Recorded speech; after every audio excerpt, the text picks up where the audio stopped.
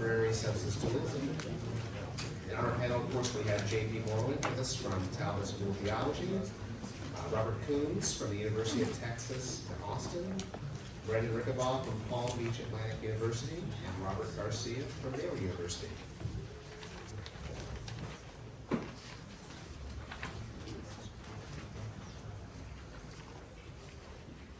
Well, thanks everyone for being here. This is, I want to say a word or two just about the book. It was just amazing to work with JP, both as his sort of handler and babysitter, but also as his co-author.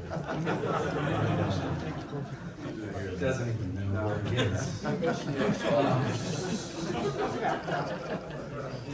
So, we've got a lot to do, so I'm going to just sort of jump in, but I want to say what I'm going to do is a portion of one of the chapters that defends a particular kind of argument for what we're calling mere substance dualism.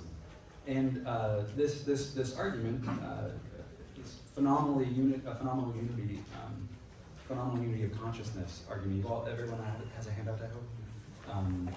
There's lots of technical things going on there, but the handout should help us out. This is, I think, I'm certain, the oldest, this class of arguments is the oldest argument for substance dualism. And I have a new book that will be finished, I think in 10 months, that is just an exhaustive treatment of this, various versions of this kind of argument. And in there I chart that out. And in the book too, this book, we give some references there. But this argument keeps popping up ever since Plato. And I think it's for very significant reasons, and we can try to make that clear here. So, to get some ontological stuff out on the table, you've got these two notions of parts, separable and inseparable parts. X is a separable part of some whole W, if and only if. 1x is a particular, 2x is a part of W, and 3, it is possible for X to exist without being a part of W. And then we have an inseparable part, so X is an inseparable part of some whole W, if and only if X is a particular. 2x is a part of W, and 3, it's not possible for X to exist without being a part of W. Now you can take that and then divide the logical space of all views about human persons into two categories, what I call subject complexity and subject simplicity. So on subject complexity, this is the view that subjects of consciousness are mereologically complex, that is, they have at least two separable parts. And then you have the alternative view, which is subject simplicity. Subjects of consciousness are mereologically simple. That is, they have no separable parts and are not composed of separable parts, although they might have inseparable parts. Right? And so this partitions the logical space. If an argument against subject complexity, like this argument in this chapter does, then all of the views that fall under that umbrella, which I take to be all of the materialist views, all views that are not immaterialist in some way. And then on the other side, with the subject simplicity, is going to be views like certain kinds of substance dualism, maybe not others, but certain kinds of substance dualism. And then I take certain versions of Thomistic hylomorphism, survivalism in particular, would fall into the category of subject simplicity, and some forms of idealism would too. So that's the general strategy here. If subject complexity it goes down, then all of the other theories, all materialist theories, end up going down with it. So start here with this, what I'll call the datum. So the datum has to do with what we take to be a obvious sort of givenness in your experience of the world. It has to do with phenomenal consciousness. That being the sort of qualitative state that you're in that is characterized by what it's like to be in that state. So there's a what it's like to drink coffee. There's a what it's like to see red. So you think of this sunset example here. Consider two phenomenal states, E1, which is hearing the ocean, and E2, which is seeing the sunset. Each state is qualitatively distinct from the other. And now you can consider this third phenomenal state, E, which is hearing the ocean while seeing the sunset. E is qualitatively distinct from both E1 and E2. And E is not reducible to the conjunction of those two phenomenal states at the same time. Rather, E includes the experiences of E1 and E2 as a unified state, a whole state. E has a what it's like to hear the ocean while seeing the sun set together as one unified experience. And this feature of consciousness, referred to as phenomenal unity, a state of consciousness, E is phenomenally unified when being in E involves jointly experiencing two or more phenomenal states. In this case, I've labeled as E1 and E2, such that there's a something it's like to be in both states at once. And now we've got this other principle here of phenomenal holism. Within a state of phenomenal unified consciousness, E, a single identifiable experience, E1, is essentially determined by the other experiences, E1 through En, synchronically occurring alongside E1 within E, the total unified state. So E is more than the sum of its parts, such that facts about the identity and existence of each experience, E1 through En, are grounded in facts about E. So on this view, E is a unified whole in which are modes of inseparable parts, E2 through En, of either E or much more likely of the grounding entity of that is the subject of E. As Franz Brentano observes, the phenomenal modalities of E are, quote, neither distinct, separable things nor parts of distinct, separable things, but belong to a real unity. And this gives us, when applied to subjects, this phenomenal, subject-phenomenal unity, that is when two or more phenomenal states, E1 and E2, are experienced or exemplified in E as being had by one subject, that subject that experiences them. So now, how do you apply this then to arguments about the soul? Well, one way to do this would be to think about the different forms of subject complexity that you could have. But among all the different forms of subject complexity, you're going to have something like this principle distribution. It's possible that a holistically phenomenally unified state of consciousness E exists distributed across the several parts of a subject S. That subject on physicalism or materialism might be the whole organism, it might be the brain, it might be the process or functioning of the brain, but the separable parts might be those of the brain, subregions or the nervous system, let's just say. But the idea is that they're distributed. And the phenomenal unity argument is supposed to defend this anti-distribution claim. It's not possible that a holistically unified phenomenal state of consciousness exists distributed across the separable parts of an object. So one way to work this out is, well, how could the physicalist talk about how the different parts, the separable parts of the brain or the body, stand in relations to each other? So one thought is, well, it's just that the function of all the little parts, all the little neural states, let's say, you get all those parts, and once they start to function in the right way, then you get a subject that is unified and then fit to be a subject of phenomenally unified consciousness. That is, on this functional parts view, S is the subject of E in virtue of how S's separable parts function, each of which processes each modality of E. Right? So the function argument depends on the thesis that S's being a subject of E cannot consist in the function of S's separable parts. So what you have here then is this issue about whether or not the unity of the subject, let's just say the aggregate of brain states, can be the sort of thing that's unified in order to be the subject of a holistically unified phenomenal state. And the idea here is that among an aggregate of parts, and the subject complexity view, again the neural states, the only sort of unity that you could have there is not like some sort of deep ontological unity, but a mere functional unity. And here, by functional unity, we mean O is functionally unified, means one, O is an aggregate, two, and O here is just, say, the brain. Two, the separable parts of O work together to cause some function as a consequence of the external relations among O's parts. Now here you have, I think, what is this very plausible principle, we call this the functional reduction principle. For any complex object, really logically complex object, one with a plurality of separable parts, O, if O performs some function F, then F consists in O's separable parts, P1 through Pn. These are the physical parts, the physical states.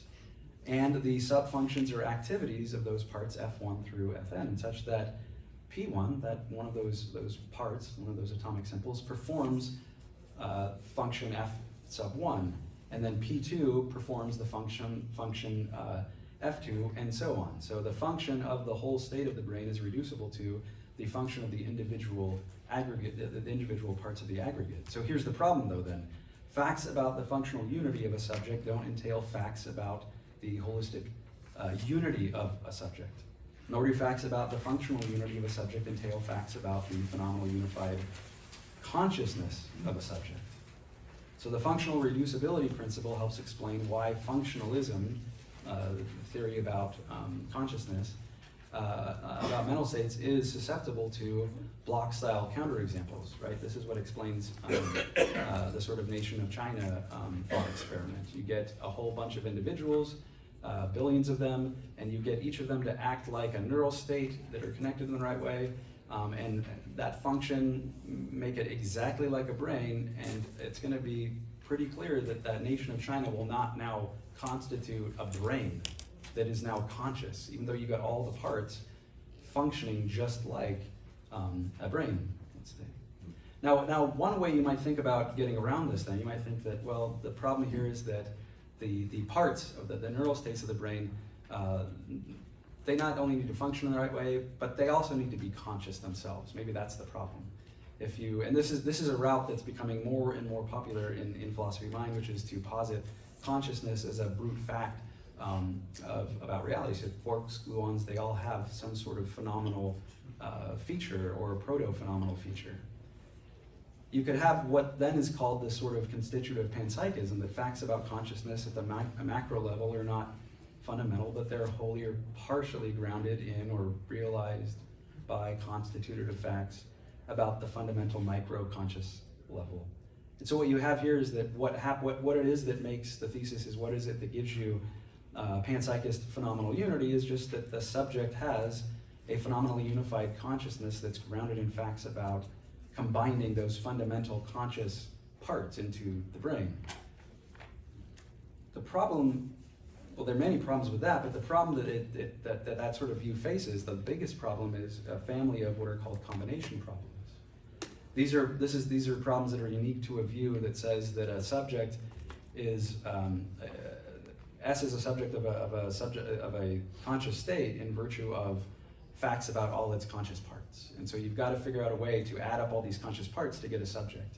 So how do you combine them together? Now, one way to think about this is what's called a subject summing problem that I state this way.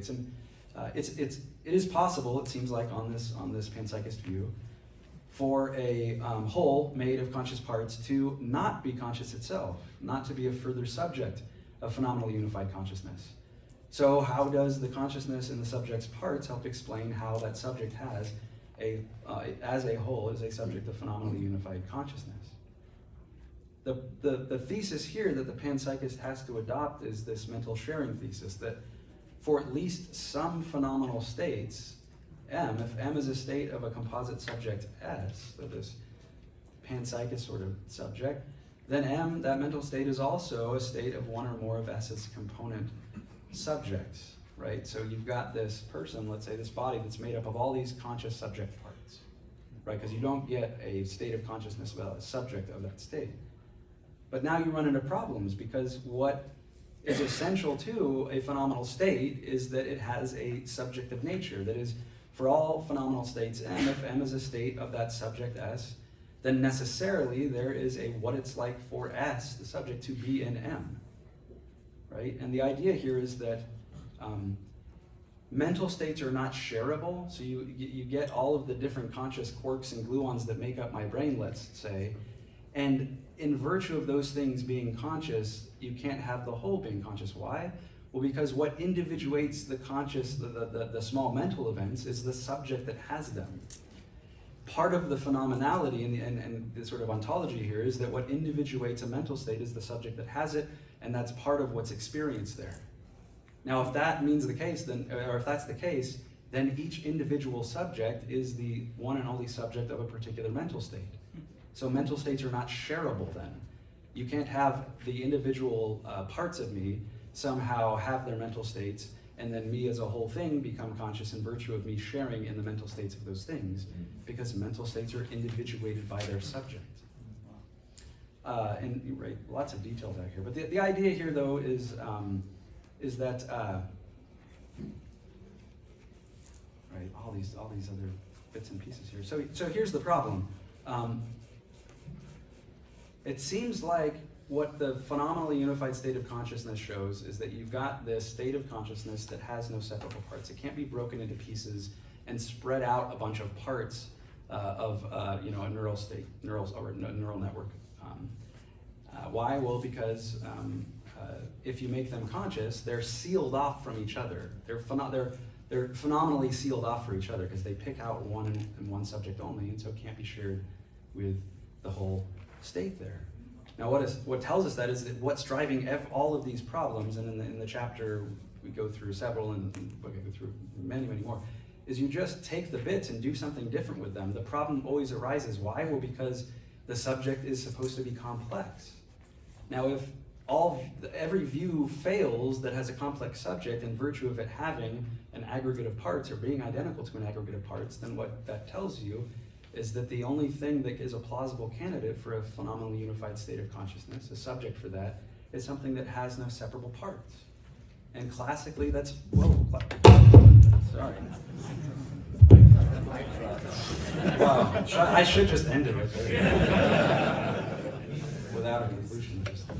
So what that tells us then is that the subject of a phenomenally unified state of consciousness has to be the sort of thing that doesn't have separable parts, and classically understood, that's the soul, right? And there's other sort of ways you could carve out the soul, but this is the idea of how you end up getting from this feature that seems to just be given in every experience that you have of it being phenomenally unified, that it can only be had by a single subject that's unified by having no separate part, or unified in virtue of the internal relations among the inseparable parts of that subject. Right, so that's the sort of basics of the phenomenally unified state of consciousness argument for substance dualism. Let me be a part of this panel. It's a real honor to comment on this book. The book is, I think, a landmark and will be a point of discussion for quite a long time. So it's a real privilege just to be able to have something to say. So I had handouts, but I didn't have enough. So I taped some of them under the chairs. So just check under your chair, and you might have one. Some of you tried. Some of you knew I was up to something. So, it's true, I only printed a few, but I didn't actually tape any under the chairs. So I was asked to comment on this chapter that Brandon was summarizing for us. My goals are really to draw attention to a few of the key claims that I think are crucial to the overall argument. There's lots of arguments in the chapter. So I want to identify some of those claims, and I want to describe a case that I'll be using to kind of put some pressure on the arguments, both for clarification and to put pressure on some of the inferences that are being made. So the case I want to describe for you, you just imagine somebody sitting in a room, there's a pink wall, so just imagine a pink room, and so you're seeing pink. So that part of your experience is going to stay the same. But at the same time, you're hearing somebody play a G minor scale, G major scale. So you hear a G and an A and a B, right? So two aspects of your experience, your visual experience is going to stay the same. You have an experience of pinkness, and yet your auditory experience is going to change from hearing a G to an A to a B. Does that make sense? Okay. And so at each time, there's 3 times there, T1, 2, and 3, and then there's a total experience at each time, E1, E2, and E3. And for E1 is at the first moment where you're seeing the pink, or having an experience of what it's like to see pink, and also an experience of G, the note, and what it's like to hear G. But you're also having this total experience of what it's like to see pink while hearing G at that time, right? And so that's an example of the kind of holistic experience that Brandon is talking about. So what's crucial is that there is this overall experience, and then it has these two parts. So the E1 will be the total experience at the first moment, and then P1 will be the visual state of seeing pink at T1, and then G1 will be the auditory experience of hearing G at T1 as well. Sorry, if that's, hopefully I'll be able to repeat this as we go along. Okay. So I want to use a phrase to capture this, what it's likeness of an experience. It's a kind of qualitative character, but it has to do with qualia. So I'm going to call it qualitative character. And crucially, there's thin and thick qualitative character. So there's thin qualitative character. That's what it's like to see pink. And then the thick qualitative character is what it's like to see pink while hearing G. Okay, so the three claims I think are crucial. There's phenomenal unity. That's the claim that there are phenomenally unified conscious states. And applied to the case in question, you have like the second state, E2, the overall state. It has thick qualitative character, what it's like to see pink while hearing A. The second claim is, I'm just going to call it phenomenal holism. It's on the handout. Phenomenally unified conscious states are Mariological simple, in that their synchronically occurring parts are inseparable and mutually essentially determining. So in E2, it's Mariological simple in that its parts, P1 and A2, are inseparable and mutually essentially determining. Then the third crucial claim, I'm calling it irreducibility.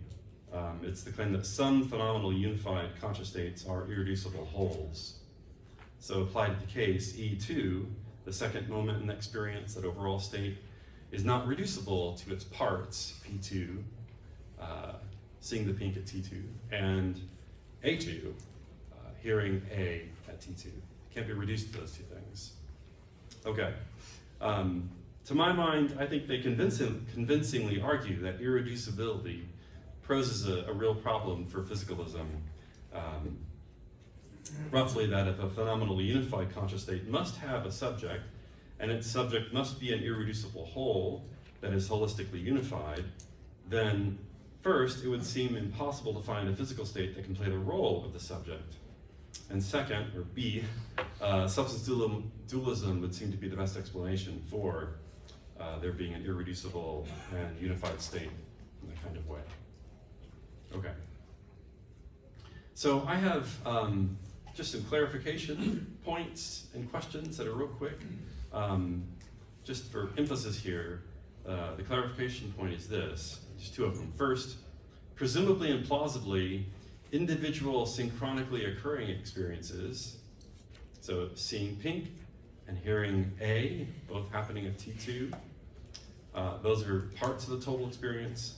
Those individual experiences are numerically distinct, so they're not numerically identical, even if they're inseparable. So P2 and A2 are numerically distinct. Second point of clarification, this is just to make sure I'm on the same page. On holism, individual experiences that are mutually essentially determining are such that they are existentially token interdependent. So for example, P2 and A2 are existentially interdependent in that P2 exists if and only if A2 exists. They're token interdependent in that an exact duplicate of A2 is not sufficient to meet the existence requirement of P2. Rather, P2's existence requires the token state A2 and not merely a state of which A2 is a type. Okay, those are the clarification points. That's what I'm assuming about the claims being made. So two questions that I have. One is, so Brandon talks a lot about the given, the datum of phenomenal unity. I take it that phenomenal unity includes both the unity claim, but also the holism claim and the irreducibility claim. I think it's supposed to include all of those. So the claim then is that what's the datum, the thing which is given by experience, is supposed to be all of those things. It's not clear to me that all of that is given in phenomenal experience, and so I want to push on that. Okay. So I have a few critical comments to make. First, I want to raise some worries about holism. In a sense, this is sort of the bad news. And second, I want to suggest that holism is neither necessary nor sufficient for irreducibility. So the good news is you don't need it anyhow. So first, some worries about holism. The first concerns its motives. Holism is a claim about the mutual interdependence of synchronic states such as P2 and A1, or P2 and A2. The idea being that P2 is essentially something that occurs with A2. So what it's like to see pink at T2 is partly determined by what it's like to hear A at T2. However, it's not obvious to me that the holism is part of what is phenomenologically given. It's not that I think that phenomenology shows that holism is false, but rather it's that phenomenology seems ambiguous with respect to whether or not jointly occurring experiences are existentially token interdependent. When I've been trying, ever since I've read this chapter, trying to inspect my own experiences to see if it fits what they're claiming. And when I inspect my phenomenal states to see whether it's true, I don't find the evidence to be very compelling. The verdict I draw is a cautious maybe about the holism. This leads to my second worry about holism, and I call this the parity of synchronic and diachronic holism. So to see the difference between synchronic and diachronic holism, what I'm calling that, consider the following two judgments. Synchronic holism. A2 is essentially something that occurs with P2. In other words, what it's like to hear A at T2 is partly determined by what it's like to see pink at T2. So that's synchronic holism. Diachronic holism is this. A2 is essentially something that occurs right after G1.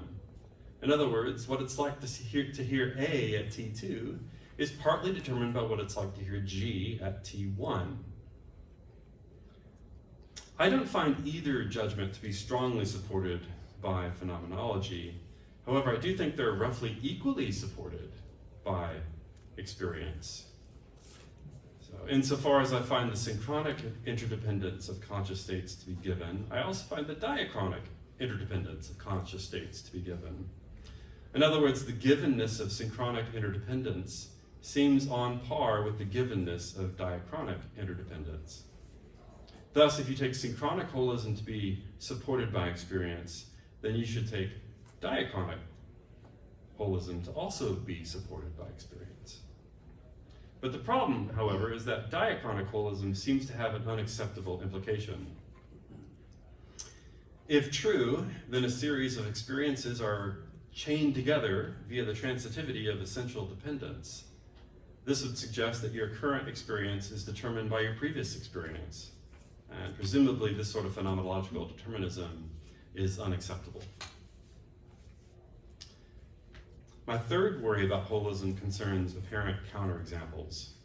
So here I want you to reconsider the case I described.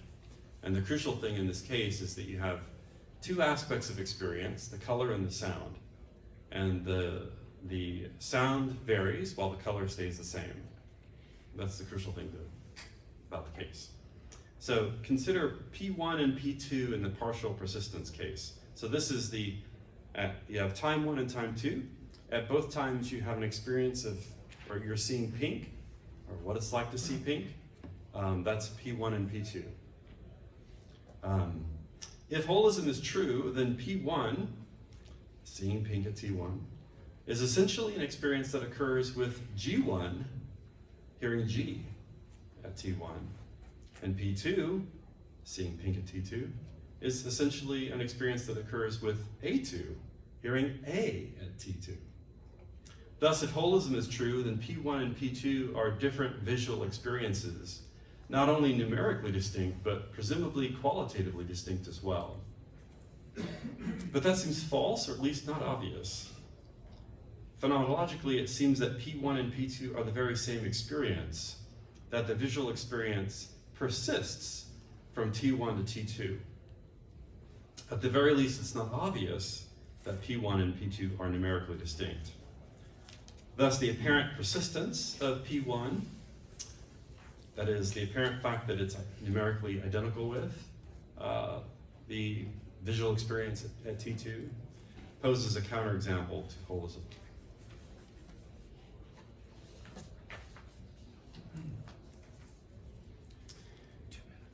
Two minutes left. I have 2 minutes, so I get to say that the part I didn't get to is the part where I answer all the pressing objections. 5 minutes? Oh no, and I have to actually, we'll see. Trying to get away with something, take it back. That's cruel. Okay, now I want to talk about holism, and I want to suggest that it's neither necessary nor sufficient for irreducibility. So I was just saying that holism is problematic, and now I want to say that you don't need it for the irreducibility, and I think it's the irreducibility that does all the work anyhow. So, is holism sufficient for irreducibility? I don't think so, and my main argument here is just to draw your attention to, or just to tell you about, a certain kind of bundle theory developed by Peter Simons. He calls it nuclear trope bundle theory. And the crucial thing about his bundle theory is that on this kind of bundle theory, you have all these tropes, and the tropes in the core bundle are each token interdependent on the other tropes. So you have a system of token interdependent tropes. But on his view, what you have then, you do have a Mariological simple, the system, but there's no emergent whole. So you have token interdependence of parts without an emergent whole. They're supposed to, because it's a bundle theory, so you can't have an emergent whole. So if that is a coherent theory, and I've actually argued against it, but for different reasons, but if that version of bundle theory is coherent, then holism does not entail irreducibility, because you can have holism in separable parts without an irreducible whole. So that's just one reason to think, or to wonder about whether holism is sufficient for irreducibility. Okay, the last thing I'm going to say is that holism may not even be necessary for irreducibility. And here, my argument is just going to be similar to arguments I've given concerning against bundle theory in general, and whether a bundle theory can account for just ordinary thick character, objects being thickly charactered. So if you remember the claim concerning phenomenal unity, this is the idea that there are states of experience that have thick qualitative character. That is, there are experiences such that it's not just the case that there's something it's like to see pink, but that there's a state that's characterized in a thick kind of way. It has the feature of what it's like to see pink while hearing A, all of that, right? Then the question is, what if there is something that's thickly qualitatively charactered in that way, what is that something?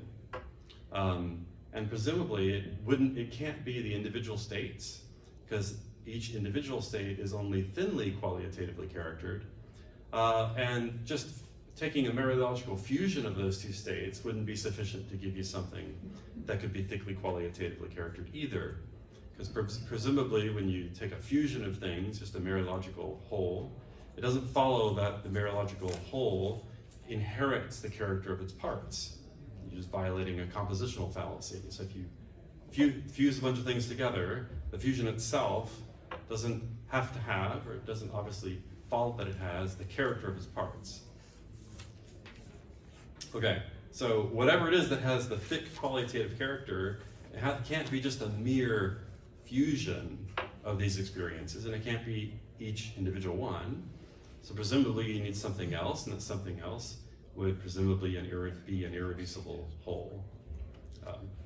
Okay, I think I should stop. Thank you for giving me the chance to comment on this. I'm really happy to be here. Thank you. the privilege of taking part in this and commenting on this really excellent book. I mean, it's the second best book against materialism in the last 20 years or so. In fact, maybe it just edges out that other one a little bit. It's high quality and very rich book, and this chapter is a very rich chapter. And I mean, I agree with almost everything JP just summarized, right? So I'm going to, what am I going to be? I feel a little guilty, actually, because, you know, JP and Brandon are such uniters, right? They want to build this big tent of anti-materialist dualists of various kinds. And I want to come along and say, yeah, fine, but you should be hylomorphous, right? You should be real hylomorphous, even more so than you are so far. And again, you know, among all substance dualists I know of, these are the friendliest guys to hylomorphism, right? So again, I feel doubly guilty about saying, no, you haven't gone quite far enough. You go a few steps further. Don't do it, Rob. Don't do it. I know. Okay, well, all right. Then in that case, I can just sit down and we'll go to discussion. So let's look at the version of dualism that they offer. They give a nice definition, and it's on your handout if you have a look at one. Human person is comprised in some way of a soul and a body. The soul is an immaterial substance. The body is at least partially a physical entity or aggregate of physical entities. In principle, a human person can exist without his or her body. The mental life is possessed and unified by our soul, and the soul is fundamental. So I agree with D and F, actually, wholeheartedly as a Thomist. So we are largely on the same page here. Now, B, I won't belabor B. I think as a Thomist, I have to admit that there's something substance-like about the soul, right? So I won't say that it wasn't the soul, though not quite. But let me focus on A and C real briefly. So of course, in one way or another, is definitely designed, I think, to include a number of different views. But nonetheless, I'm actually, at least in my current version of hylomorphism, I should say, as JP mentioned, there's lots of different versions of hylomorphism, and Koonsian hylomorphism itself is a moving target. so this is Koons hylomorphism circa November 15th, 2023. Ask me tomorrow, it may be slightly different. But in my current view, I would actually deny that the soul and body are parts of the human person at all. They are rather factors, right? As Thomas calls them, principles, arche in Aristotle, which produce in some ways the human person. They don't constitute parts of the human person, I think. And you might say, what about compositum? What about synalon? I say, but those can be understood in a kind of causal way. Synalon, working together, compositum, being put together, and working together again to put something out there. And then, of course, on the question of there's a lively debate about the survival after death, which I'll talk about a bit as well. And we have the survivalists among the Thomists who say that the human person does survive death, and the corruptionists who say, no, only the soul survives, not the human person. And I waffle back and forth on this, so as of November 15th, I'm a survivalist. And I think there are a number of different ways to make survivalism work, especially if you deny that the soul is part of the human body, human person in the first place. I'll explain a little bit about how that might work in a bit. So you might think, in fact, there are, I think, two major, this issue about whether the soul is part of the human person is actually a very important issue. And it divides, in a way, two quite different versions of hylomorphism. Right? So if you think of the soul as part of the person, then actually survivalism turns out to be quite complicated, because if the body is gone and the soul remains, right? How can the soul continue to be the same person when it was a proper part of the person before death, right? You get this Dion-Theon or Tybalt's kind of problem, right? That the soul was there and wasn't identical to me before death, right? Now the soul is there after death, and it's not supposed to be identical to me, but how can the same thing both be not identical at one time to me and identical to me at another time? Right? So it's a bit of a problem. But if you hold the view, as I do now, that the soul is not a part of the body, but part of the person anyway, then the soul produces an embodied person before death, and it produces a disembodied person after death. And so there's no particular problem here about survival, I think. So on my current view, there remains a distinction between the soul and the person even after death, even when there's no longer a body around. I'd say the same thing about angels, actually, as well. Like there's a distinction between the form of the angel and the angel itself. The suppositum of the angel are two actually distinct things. So anyway, getting back to C for a moment. Is the physical body physical? Is the body physical? Well, first of all, it's not an aggregate of physical things, which I think JP would actually agree with me on that, right? So, because, and I love this Husserlian Mariology. It's very useful. I would tweak it slightly.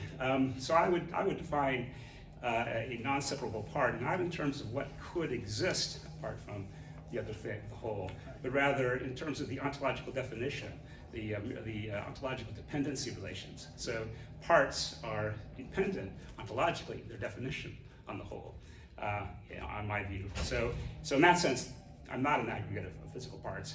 Is my body a physical thing? Well, sort of. It certainly has some physical properties, right? But it also has lots of biological and chemical and thermodynamic properties, which on my view are not reducible to physical, right? And this is true all the way down, right? So even the smallest actual parts of my body have non-physical attributes. They also are infected by biological and even psychological properties, on my view. So I think it's actually quite important, right? Because many people think of hylomorphism as a kind of halfway house between dualism and physicalism. It's like, can't make up your mind, so kind of take this middle position. I think that's completely wrong. I think actually most versions of dualism and physicalism are quite close. They're actually siblings, and hylomorphism is way out here. And the reason I say that is that modern dualism and physicalism share a very similar view of the physical world, right? They both think that the human body is an aggregate of physical parts, right? And yet both, and hylomorphism rejects that, right? And that changes things quite dramatically, I think, in important ways. Okay, so move on. Yeah, actually, I'll use an example. Planning as replacement argument that they mentioned in the chapter, just kind of illustrate this point, right? So it's an argument that's endorsed by JP and Brandon, and it's one part of the chapter I won't endorse. Actually, I think it's a flawed argument. So the idea is that you can, replace parts of my body very, very rapidly, right? And in such a way that the functioning of the brain, continues the same. And so we're supposed to intuit that I survived this process. My body doesn't, because the changes are so rapid that the body can't really survive. So on my hylomorphic kind of picture, if the body doesn't survive because of this rapid replacement, then the substantial form, which is the soul, is also going to be disentangled from the body, right? And so despite the intuition that I might survive, I think you wouldn't survive. So if the hypothesis is correct, that this rapid change destroys the continuity of the body, then it kills the person, right? And in fact, I would argue that you'll see a difference at the end. That is, you'll have a dead person at the end, not a live person. It won't behave in the same way, despite this rapid replacement. Mm-hmm. And the reason, of course, is that I don't think that physical things are determined in a bottom-up sort of fashion, right? I think that there's holistic properties even in the inorganic world, right? There are chemical and thermodynamic forms which impose structure and shape and powers on their parts. And so this whole kind of microphysicalist prejudice that we've inherited over the last 100 years, right? That in the physical world, it's all driven by the little tiny stuff. That's the thing I think we have to resist if we're going to really salvage a correct view of the human person. Okay, so now, as I said, let's see. Let me skip over that, actually. Well, okay, let me go back to survival or death again, because this is obviously an important issue. So Christian hylomorphists, not all hylomorphists are Christians, of course, but those of us who are, certainly believe that the soul can survive death. So you might think if you think of the soul as substantial form as a property-like thing, that seems pretty weird. It's sort of like the Cheshire Cat's smile surviving the disappearance of the cat. But on my view, the soul is neither a part of the human person nor a property of the human person, right? It is rather a factor. It is a principle. It is a formal cause of the existence of the human person, right? And so there's no reason why that factor that can't continue to exist after death, and why it can't generate formally a disembodied human person, whereas normally it would act on the prime matter to produce a living person. Now, so what am I right now then, right? I have a soul. I am a human person. I'm an embodied person at the moment, right? That is, what my soul is doing is acting on some prime matter, let's say, and infusing it with certain structure, properties, powers, in such a way that I am this living human body, right? It's not that I have a body, I actually am the body that's produced by the soul. And so the powers that I have, both active and passive, the powers I have of consciousness, of being appeared to readily, and the powers of rational action and deliberation, these are all powers not of my soul, but of me, right? These are properties that I have as a living human person, a living body, which are given to me by the soul. Right?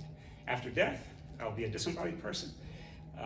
Again, it will be I who is thinking and feeling and so on, not my soul. My soul will be enabling me to do those things right after death, just as it's enabling me to do them right now. Okay, so now is there a sense in which there is still a body here which is distinct from me? Yes. So on my view, there's actually, at this moment, there are two coincident objects here. There's one, which is me, this living embodied human person. There's also the sum total of my prime matter as activated by my soul, by my substantial form. We're two very coincident objects. That matter, as informed in that way, is also humanoid. It has human shape. It has various qualities and quantities and causal powers and so on. It's extremely short-lived, right? Because as soon as any bit of matter passes into or out of me, it's gone, right? And it's replaced by a new body, right? So this is a highly idiosyncratic way of using the word body. I know. I don't think anyone else has used it quite this way, but I think it's actually the right way for a hylomorphist to think about it. That there are these succession of extremely short-lived bodies. The thing that persists is also embodied, right? And it has quite different temporal properties. Okay, so let me, having spelled out what I think are some of the essential differences between hylomorphism and dualism, at least modern dualism, let me spend a little bit of time talking about the advantages of hylomorphism over substance dualism. So why embrace such a kooky view? So what I've just kind of described. Substance dualism seems a lot simpler, right? You got the substance, you got the body, interaction, right? Why do I go to the strange view? Well, I think there's at least 5 reasons that I can mention here. And this is on the handout. So first of all, there's ethical, right? Hylomorphists can explain the unique intrinsic evil of things like rape and torture, right? So if my body is just an instrument, an extrinsic instrument that my soul uses to interact with the world, it's something like my car, right? Or my iPhone. Right? It's something that I use to interact with other people. It's very bad if you mar my car or crush my iPhone, but it's not nearly as bad as if you rape or torture or do something to me, right? And so now you might say, well, the thing that's wrong with torture is not what you're doing to the body, it's what you're doing to the soul.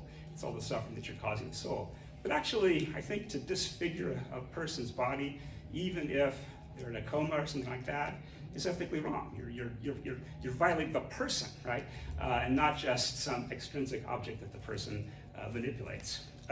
Secondly, epistemological. And here I can actually, I think, argue sort of ad hominem in a sense that I want to take on the Husserlian kind of direct realism that you guys love, right? And say that it's going to be really hard to do that if you're a substance dualist, right? Because on the Aristotelian view, the process of sense perception involves a continuous causal process that connects the external object to my senses and to my perception, right? So that's what enables my active perception to include the object, right? Because on Aristotelian picture, there's a lot of details here. When something causes a process, the cause becomes, in a sense, implicated in the process in a way.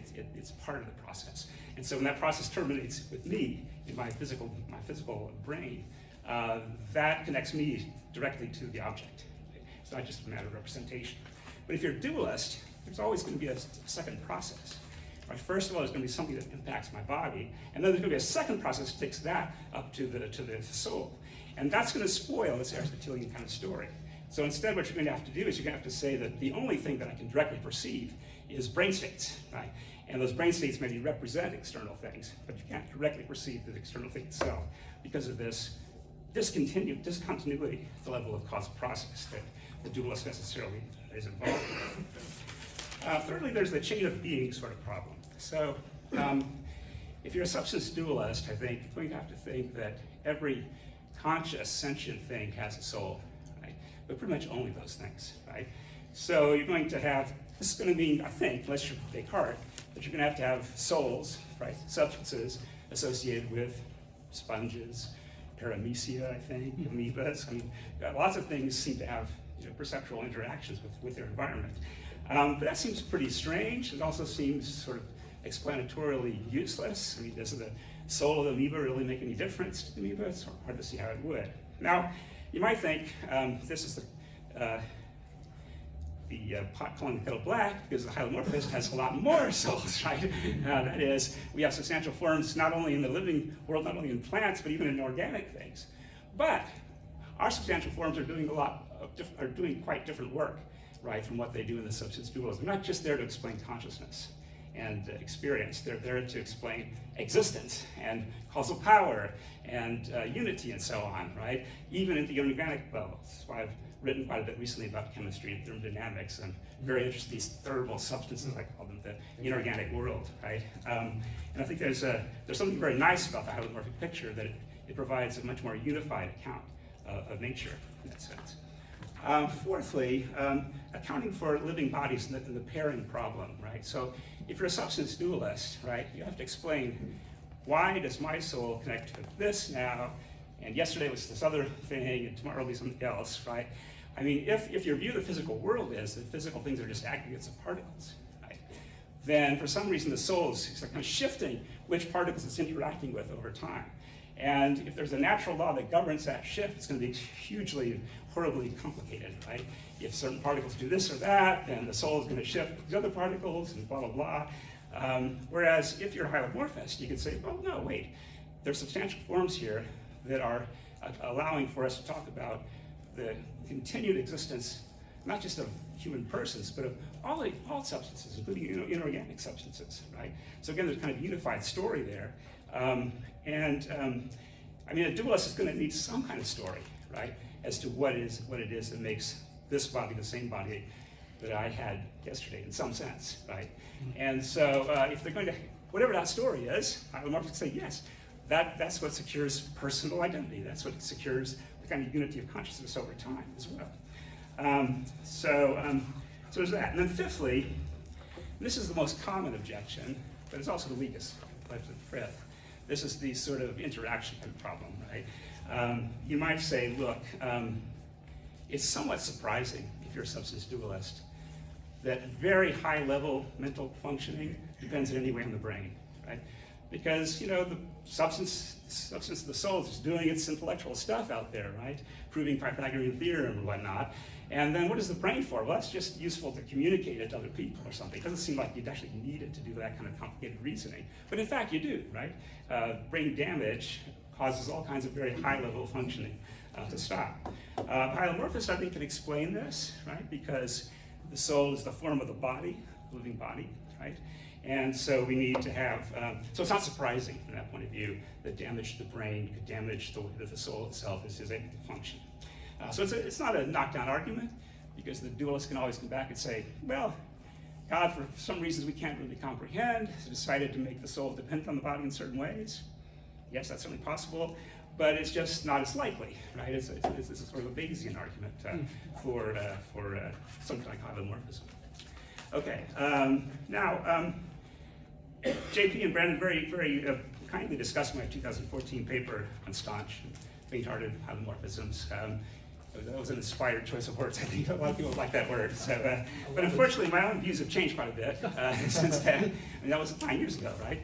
I guess it would be embarrassing if I hadn't changed some. But I actually, well, I keep saying this. I keep thinking I'm finally stabilizing on the right answer, and then something else happens. But I actually believe that still now. But I shifted in exactly the sort of direction that JP and Brandon suggest that I should have shifted, which is towards a more traditional view of prime matter as playing a role. So in 2014, I was trying not to commit myself to prime matter as much as I could. What can I do with, thinking of the matter as sort of parts of the body, kind of a chemical level and so on. And I've now, and I don't have time to go into this, but now I think there's really strong metaphysical grounds for embracing prime matter, and I think all the objections to it are foolish, easily dismissed if you know what you're doing, and so on. So I've come around on that completely. Now they also discuss, got just a few minutes left, so they also discuss this distinction that Robert Pasnow introduces in his recent work on scholasticism, between a kind of metaphysical Aristotelianism and this organicism, kind of scientific Aristotelianism.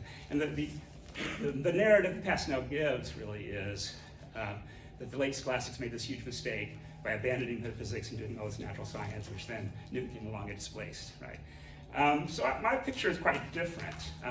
First of all, it's not really clear to me there's any incompatibility between the two views that Pasnow describes, or that they mention as well.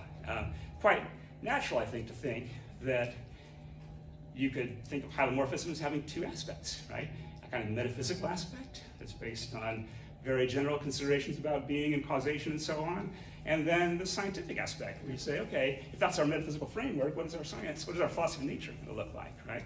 And I think that, in fact, a big part of my work in the last 10 years has been to argue that a scientific Aristotelian program is very viable. And in fact, the quantum revolution makes things look good for the Aristotelian account. And things look pretty bad there for a few hundred years because of corpuscularianism and so on. If only, right, Bohr had been alive, in the 17th century, we would never have abandoned hylomorphism at all. We would have seen, of course, this makes perfect sense what's going on. So one of the big issues, I'll close with this real quickly. One of the issues that I think Pasnow brings out is, he says, well, the metaphysical Aristotelians think that the soul is not an efficient cause, right? And the organicists foolishly, make it into an efficient cause. So there's some technical issues here, right? Exactly what do we mean by efficient cause? There's a kind of narrow and broad sense here. You might interpret narrowly what Aristotle means by efficient cause is where one substance causes a change in another substance, an external substance, by exercising appropriate causal powers in those two cases. Well, in that sense, surely no one would think that the soul or the substantial form is an efficient cause. It's not a substance. It doesn't produce a change in an external substance, right? If it changes anything at all, it's the substance that has the form. But you might say, maybe we could broaden the notion of efficient causation, but I think maybe we shouldn't, because maybe we should just think of this as formal causation, right? That is, the soul does various things. It's a difference maker, for sure, right? So I think of formal causation as real causation, right? It's not just some kind of, thing that just verbally sounds like causation, but isn't really causation. It's a species of causation, right? So the soul causes the body to have the kind of structure it has. When I take in new matter, the soul causes that new matter to be incorporated into me, to become a non-separable part of me, and so on. It's causing, in some sense, the growth and development of the body over time. So it's certainly involved in, as a form, in making changes in the world. I think that any Aristotelian should think that, whether they're metaphysical or organicist, I think. Now, let me close just real briefly with, real briefly, with the issue of free will. So I think this does bring out an important difference, right? So if you're a substance dualist or a hylomorphist who thinks the soul really is a part of the human person, then I think you're inclined to think that the agent of free will is the soul, right? It's the soul that makes the decisions and produces the changes. If you're my kind of hylomorphist, you would think, no, the agent is the person. The whole person, right, makes the choices. The soul just enables the person to respond appropriately to the environment and to make these kind of rational choices. So I think there is a significant difference there. And you might think it's sort of nitpicking. I mean, who's going to say, gee, don't blame me, it was my soul that made those bad choices, right? But I think it's important, actually, to get that focus, that locus of moral responsibility in the right place, right? It's really me that makes the bad choice, not some peculiar kind of metaphysical component. Okay, so last minute on the handout, I just mentioned these 4 points from some of the work I've done recently that are sort of good news from the scientific side. I think perhaps the most fundamental thing here is the rehabilitation of potentiality in science, right? So, I mean, if you know anything about Aristotle, you know the discovery of the difference between actuality and potentiality is crucial, right? Being is said in many ways. Potential beings are real beings, they're just not actual, right? And in modern science, before the quantum revolution, you didn't really have to worry about potentialities or possibilities, right? It was just the actual world, right? It evolved, according to these deterministic laws over time. If you want to talk about possible worlds, that was just a thought experiment or representing our ignorance or something like that. You get to quantum mechanics, and the fundamental laws are governing the fluctuation of probabilities over a space of potentialities, right? Over possibilities. And it was Heisenberg, I think, who recognized this in the 50s. He said, look, we just rediscovered Aristotle's potentia. And I think that's exactly right. And when modern physicalists try to avoid this is why they end up with these crazy views like many worlds, right? Because they can't distinguish between the actual world and merely potential worlds. All worlds have to be equally real.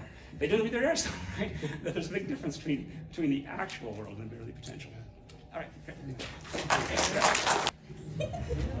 Rob, thank you so much for your comments. And there's at the end there, we're so behind the development of an Aristotelian Thomistic view of chemistry, and we're glad to hear you talking about that. It doesn't surprise us a bit.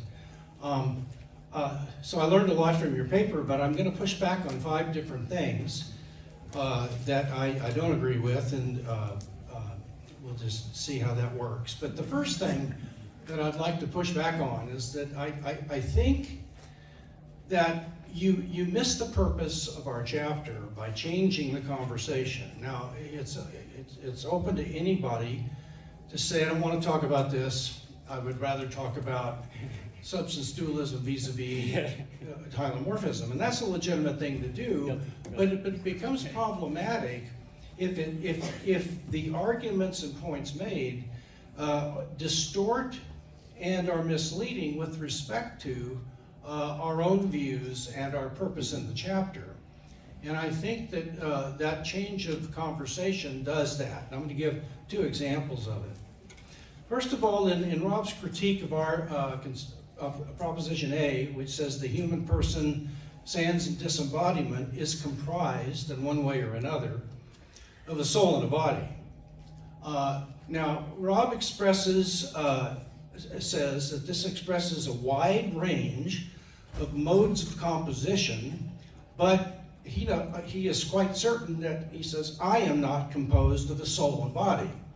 Rather, the primary function of a Thomistic Aristotelian soul is to be a principle, not a part, and that is cashed out as an activity of the substantial form, the soul's activity on the body, which produces or results in the person. Now, there are several things that are troubling about this point relevant to our chapter. First, we use comprised in one way or another on purpose, because the word comprised is vague. And we're trying to produce a chapter that shows that there are a number of versions. There's Cartesian dualism, there's Haskarian, there's E.J. Lowe's view, and there's kind of 3 versions of classic hylomorphism, and then we add kind of a side view that's in there, that all of them solve the problem of allowing us to be enduring continuance, where the standard physicalist model that we're up against, and that seems to be the one that is being debated, is unable to provide that solution. It turns out that we do not agree with the Mariological hierarchy, just as you don't, although I don't think that we would go quite top all the way down. We're kind of more in line with Ross Inman's view about there being a middle that has its own standing. But we don't have a dog in that fight. And the difficulty is that when we use the word comprise, we mean something like involves or includes, but we don't want it to be reduced to composition, because I don't believe that I am composed of my body and my soul, and the difficulty here is that we just don't make any commitment on the issue of composition. And the claiming that this allows for various modes of composition is just too limiting of our alternatives. Now, again, you can define composition any way you want to, and you can have all kinds of things that you call parts. But in the literature, in this discussion, especially about Mariological essentialism and personal identity and all that, composition has come to mean something that without qualification involves the type of study of separable parts and wholes. And what goes along with that is standard extensionalist Mariology. Now, we don't accept that because we actually adopt a Husserlian Mariology earlier in the book. But that is the way this argument is being played out. And so we put it that way, and we put it comprised that would allow for our favorite view, which is to use the word as a constituent of, and would allow for hylomorphic views and Cartesian views with aggregated bodies. So I think that without clarifying further what you meant by composed, we wouldn't want to limit ourselves within what that has standardly meant in this debate about Mariological essentialism. I think that in addition to that, our specific view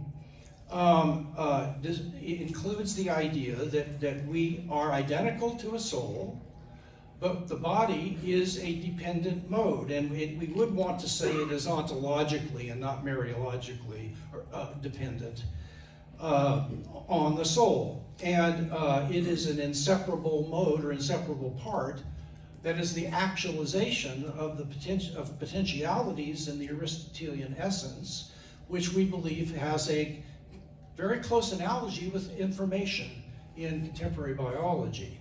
But in that way, we would not say that we're composed of body and soul.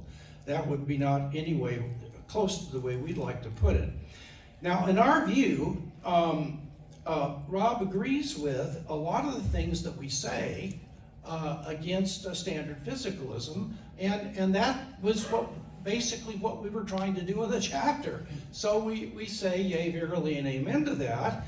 It just wasn't our purpose to get down into the weeds about substance dualism and property dualism, and so we leave things stated so that the door is open for a substance dualist to appropriate an argument in his or her specific way, rather than limiting it to our version of Thomistic-like dualism or a view that is more in keeping with staunch historic hylomorphism. And so that's the first issue that I think is troubling, is because it comes across like that our view is making a composition claim as it is standardly understood in this literature. Now, the second illustration of this is Rob's critique of our condition C, which says the body is, or at least partially is, a physical entity or aggregate of physical entities. Now, Koons implies that the body is partially a physical object. It does have physicality, that's an aspect of it. But he denies that it's an aggregate. And I think Brandon and I would say, yea, verily, and amen. We deny it's an aggregate as well. But what this is going to leave out would be staunch physicalists, contingent physicalists, Cartesians, Haskarians, and an E.J. Lowe's view, all of which would treat the body as a kind of aggregate. Now, Swinburne says it's a substance, but his use of substance is really loose. And I mean, a table's a substance for him, and he's got all kinds of things that he calls a substance that he should call aggregates, in our view. But in any case, what we're doing there is trying to keep the way we state this open to all the views that we're concerned to showcase as having a solution to this issue. Now, he does chide us in a friendly way for not appropriating Husserlian thought. But actually our view does do that, but we don't state it that way in C because we're trying to keep the door open for different ways of solving the continuation, being a continuant problem by different versions of what we're calling generic substance dualism. Maybe we should kick some people out of the tent, I don't know, and I'm open to that. But we're trying to keep everybody in the tent at this point.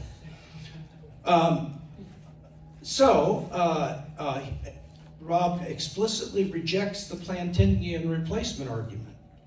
But he agrees that that argument works if the body is a heap or an aggregate. That is the way we were using the argument. Rob has a way out of the problem raised by Plantinga's replacement argument by arguing that the body does not contain separable parts, and even though it has inseparable parts, it can retain, a living human body can retain its identity because it doesn't suffer from the loss and gain of separable parts, and you have moving bodies and so on. Well, our view is virtually like his. We solve the problem in the same way he does. So we endorse the Plantingian argument, not because our view, it explains how we find our way out, but it's a good thing in light of the Cartesian view, the Haskerian view, and E.J. Lowe's view. And so that's why we think it's a good argument relative to those versions of substance dualism. And that was the point that we were trying to make. All right, so much for two examples of where I think maybe his shift of topic might have been unhelpful, but a legitimate thing to do, and I learned a lot from it personally. My second objection is kind of a tu quoque. Rob chides us, rightly so, for being careful to use Husserlian notions when we're dealing with inseparable parts, and we agree with that. But I'd like to return the favor by saying that you should have used Husserlian's analysis of knowledge and perception when you were talking about direct realism.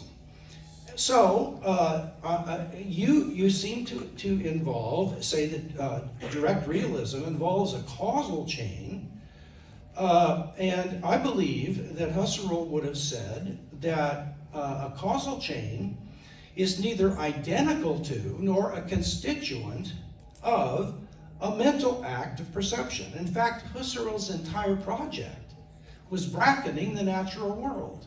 And in one place he said, when it comes to analyzing consciousness and different forms of knowledge, we start within the subject and we stay within the subject. So he was a pure internalist in epistemology, and causal chains and the rest of it had absolutely nothing to do with hooking up a mental state to its intentional object. But Rob instead settles for a causal chain analysis that is more ancient than the contemporary view. And so he says that the fact that a causal chain causes the perception is because the object is an agent, and it becomes an inseparable dependent entity on the chain, which comes then into the subject of knowledge and brings about a perception that is then therefore directed toward the object itself. And I would say that a causal chain, and I want to say to my brothers and sisters out here, I'd like you to rethink using causal chains when you're dealing with knowing. Just get rid of it. Chisholm once said causality has absolutely nothing to do with philosophy. Now, he believed it had to do if you're going to analyze causes, but he meant it doesn't have anything to do with epistemology, and any view that tries to use causal chains and causality doesn't get epistemology. And I bragged on Chisholm earlier, and I'm going to cheer for him right now. I think he was right about that. Why? Well, because I think that you can show that standing in any kind of a causal chain to an object is neither necessary nor sufficient to have a perceptual state about that object. There is absolutely nothing in a causal chain that links my mental state to the object. If that were true, then I would not be able to tell what object I was thinking about or perceiving by simply introspectively attending to my mental state and knowing, in virtue of its intrinsic features, what it is of. I would have to know the causal chain. But, occasionalists may be right. And it would still be the case that my mental state is about the object. So I think the only thing a causal chain does is explains the fact as to why a mental state occurs to begin with. It's because a causal chain caused the mental state. But it has nothing to do with why the mental state so caused is of the object. And that's because the causal chain analysis either eliminates or reduces intentionality. It doesn't have room for intrinsic ofness. I personally think that the Aristotelian Thomistic view of perception that involved abstraction and so on, as Lawrence Bourdieu pointed out, seemed to be mistaken because it thought that in order for a state to be about an object, the same nature, essence that was in the object has to be in the mind in ins diminutum, in a diminished sort of way, so that I don't become a horse. I think, that was the best way to do it. But I don't think that my mental state having any resemblance to an object has anything whatsoever to do with it being of that object. And so I think that we need to stick with it and leave intentionality where it is. And Husserl did that without being concerned at all about what causes my mental perceptual states. Just some quick things about three more things, and then I'll sit down. The proliferation of souls. Well, I hear you. But I think there are two versions of this one that we need to distinguish. And I would distinguish a proliferation of souls that goes down the chain of life from a proliferation of souls that goes within the organism. Now, a proliferation of souls that goes down the chain of life ends up with questions like, are you telling me worms have souls? Or, are you telling me that a dandelion has a soul?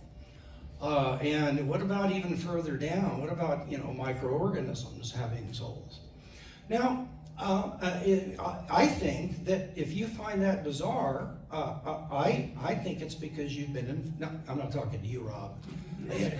Only. I might be partly talking to you, but I think that we're too influenced by a naturalist way of seeing things, and we need to have a naturalist explanation before we can go outside of that. And I don't buy that. I'm not saying he does, but for me, a soul is that which grounds the life, the unity, and the teleological development of a living organism.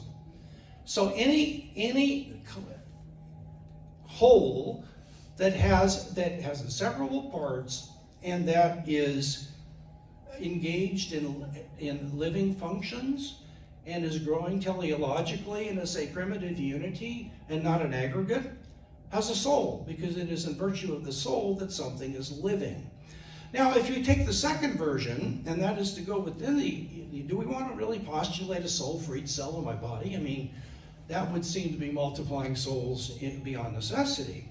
But remember that living substances do not have other substances as proper parts. So that would mean then that a cell is a dependent part of my body. It's not an independent part that is a substance in its own right that can have its own soul. So I would deny that a cell, as it is, I would say it is literally a functional entity, and the function is grounded in the essence of the soul. As both synchronically and teleologically. The pairing problem, we solved the pairing problem in a way that's similar to Rob's. We think that I'm identical to a soul, and that that I inform, that the essence of my soul informs holimerically the various regions of the body, and that's what makes it my body. And then I causally interact with my body and not somebody else's. So I have a more fundamental principle that would ground why this is my body, that allows me then to explain why my thoughts influence my arm instead of Brandon's. I think that other versions of substance dualism have come up with plausible ways to solve this problem. And I don't want to go into that, but I would just say that I think that there have been legitimate solutions offered by Cartesians.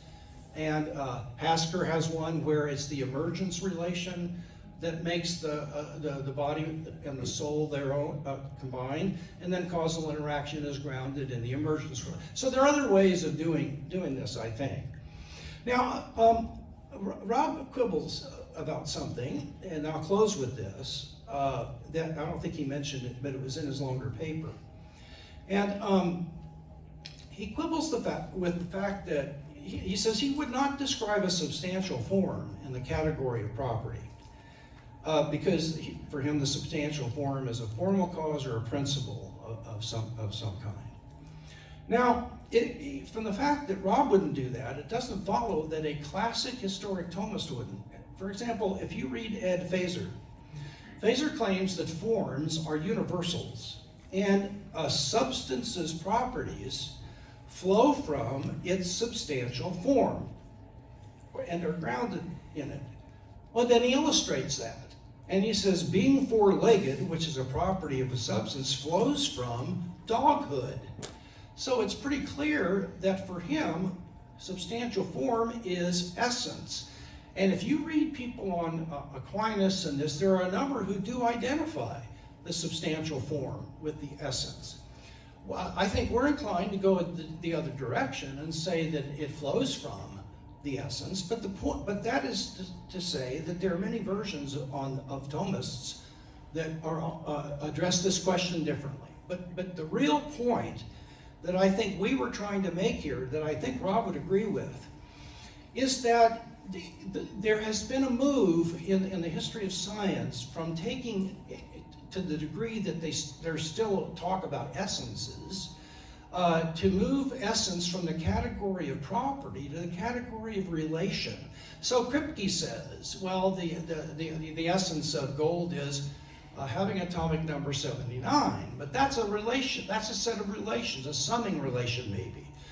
And so if you take a look at least the early Kozlicki and others who were faint-hearted naturalists, that when they talked about the essence of a substance, it was a collection of parts that were in a certain relational configuration, and it was the relational configuration, which I actually think was nothing but a collection of external relation instances put into an ordered aggregate.